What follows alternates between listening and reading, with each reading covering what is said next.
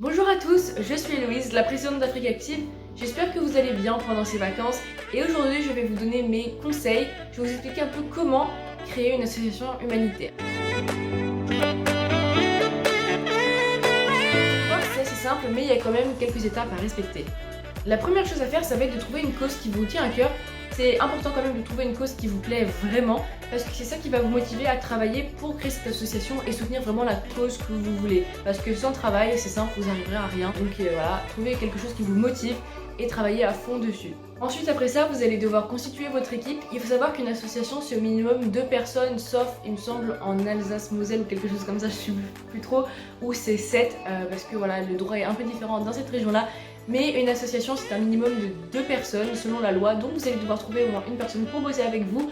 Mais je vous conseille de travailler avec une équipe parce que vous allez voir, c'est beaucoup mieux quand vous êtes plusieurs et enfin, il y a vraiment une bonne ambiance, c'est génial. Ensuite, vous allez devoir vous demander en fait comment je peux faire pour aider la cause en fait que je veux aider. Ça va être assez simple, ça va dépendre en fait de ce que vous faites. Je ne peux pas vraiment donner des réponses précises, il faut juste que vous trouviez un moyen d'aider la cause que vous voulez tout en ce que ça reste financièrement viable. Et par exemple, dans l'association Afrique Active, avec cette association, on a créé une banque de vêtements cycliques qui nous permet de financer nos projets humanitaires. Donc on aide de l'argent comme ça pour ensuite le réinvestir dans nos actions. Après, il y a plein d'autres moyens, mais voilà, à vous de trouver ce qui correspond le mieux à votre association et à la cause que vous voulez. Selon votre cause aussi, vous allez devoir trouver des partenaires avec qui travailler directement sur le terrain, surtout si vous agissez à l'étranger. Pour notre part, Afrique Active, on a des partenaires dans 3 pays différents, donc au Sénégal, au Togo et au Burkina Faso. Et c'est assez important pour nous puisque on n'a pas encore un réseau suffisant pour monter pour faire nos propres actions nous-mêmes. Mais voilà, on a des partenaires dans ces 3 pays qui nous permettent de réaliser nos projets et d'aider les enfants qu'on veut aider. Une fois que tout est prêt, il va falloir déclarer l'association pour pouvoir commencer à travailler. Pour faire ça, il faut déjà faire des statuts. Les statuts, en gros, c'est un document qui va permettre de définir ce qu'est votre association, ce que vous faites, comment vous le faites, et un peu mettre un cadre pour cette association.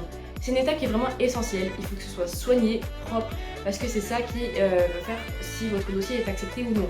Parce qu'une association, ça se dépose en préfecture, ça prend à peu près une demi-heure, 3/4 d'heure à faire la demande. Mais il faut que ce soit bien soigné pour que votre demande ait le plus de chances d'être acceptée. Si vous pouvez faire rédiger vos statuts par un avocat, c'est ce que je vous recommande de faire, nous c'est ce qu'on a fait, mais je comprends que ça peut coûter cher et que c'est pas possible pour tout le monde. Donc dans ce cas-là, il y a plein de modèles qui existent sur internet et qui vous permettront d'avoir des statuts qui sont de bonne qualité. Donc voilà, vous avez le modèle, vous ajustez un petit peu et comme ça vous aurez vos propres statuts. Ensuite, le délai pour savoir si votre association est acceptée ou non, c'est de quelques jours. Moi, ça avait pris 3 jours à peu près, mais il me semble que sur le site de préfecture, il disait entre 8 et 15 jours, si je dis pas de bêtises. Donc voilà, c'est assez rapide et ensuite vous pourrez commencer à travailler sans problème. Donc voilà, faites-le, comme ça vous n'avez pas de problème après et c'est simple et c'est gratuit, donc tout va bien. Ensuite, il y a une dernière étape qui est essentielle. Elle n'est pas obligatoire en soi, mais quand même c'est un peu important quand même de la faire. C'est de créer un compte en banque. En France, les associations ne sont pas obligées d'avoir un compte en banque, mais quand même, il n'y a même pas d'explication à donner, c'est juste, vous comprenez quoi, c'est essentiel d'avoir un compte en banque. Il y a plein de banques, comme par exemple le Crédit Mutuel, Crédit Agricole, La Poste, ou peu importe, il y a plein de banques qui ont des solutions pour les associations avec des tarifs adaptés. À vous de trouver la banque qui vous convient le mieux, avec les tarifs qui vous conviennent le mieux. Et voilà, avoir un compte en banque, c'est juste essentiel pour une association si vous voulez financer vos actions et tout, avoir de l'argent qui rentre, qui sort. Vous êtes obligé en fait, c'est pas écrit sur papier que vous devez le faire, mais vous êtes obligé en gros. Donc voilà, je crois que je vous ai donné tous les conseils, toutes les étapes en fait pour créer une association humanitaire. Avant de finir les vidéos, je voudrais vous remercier pour vos achats sur la capsule.